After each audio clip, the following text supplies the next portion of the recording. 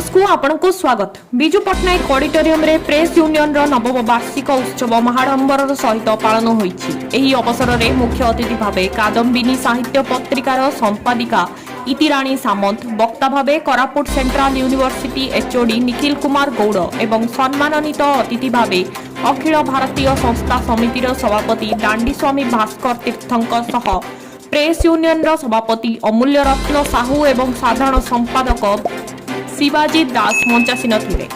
एहा परे संपादक शिवाजी दास संघर वार्षिक विवरणी पाठ करथिले। एही अवसर रे आमंत्रित समस्त अतिथि सेमानंकर वक्तव्य रखिथिले एवं एही समाज तथा जिला और राज्यर विकास किपरि होई पारिबो से नै समस्त कार्यरत सांबादिक मानक प्रचेष्टा जारी रहिबा दरकार बोली कहिथिले अतिथि वृंद।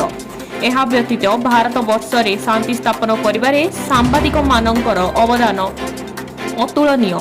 तत्सहित समस्त सांबादिक ब्रह्मांक पुत्र, कारण जेपरि ब्रह्मांक पुत्र नारद देवतांकर खबर प्रसार प्रचार करुथिले, सेहीपरि सांबादिक माने सारा दुनिया रे खबर आम पाखरे पहुंचाउचंती बोली प्रकाश करिसंती दांडीस्वामी भास्कर तीर्थ।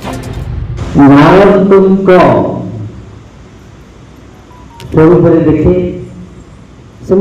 नारद होती ताहले निश्चित भारत विश्वर गुरु हो, मात्र संदेह नहीं।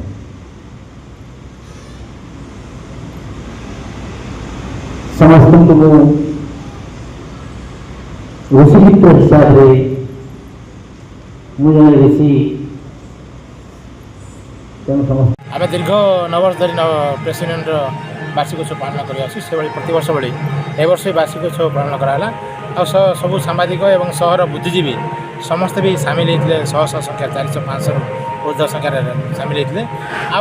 आमर अतिथि भी इति सामंत आसते, कादम्बिनी संपादक आउ निखिल गौड़ जी सेंट्रल यूनिवर्सिटी प्रोफेसर अच्छा सी आसते। आम बाबा आसते, भास्कर तीर्थ बाबा लक्ष्मी बाबा आसते।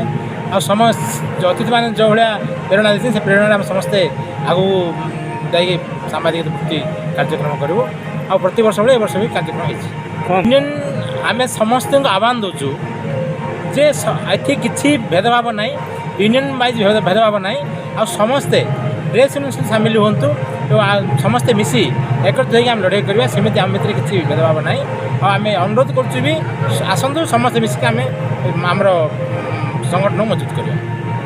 बहुत खुशी लगे जे गोटे डिस्ट्रिक्ट लेवल रे एमती गोटे यूनियन अच्छी आउ 9 वर्ष है आउ यही डिस्ट्रिक्ट यूनियन जो अच्छी भविष्य में परस्पर सब सामाजिक सुरक्षा जोगेब, सुरक्षा जोगु परस्पर हितपाई काम करूँ आ गोटे यूनिफाइड फ्रंट प्रोजेक्ट करूँ जहाँ भविष्य में सब सांबादिक साहाय्य हम। यह व्यतीत सेवा और शिक्षा क्षेत्र में उल्लेखनीय अवदान पर प्रेस यूनियन तरफ व्यक्तिविशेष को सम्मानित करा जायथिला। जिलार टिकिनिकी खबर देखिबा पई हमर यूट्यूब चैनल को सब्सक्राइब करंतु एवं हमर फेसबुक पेज को फॉलो करंतु।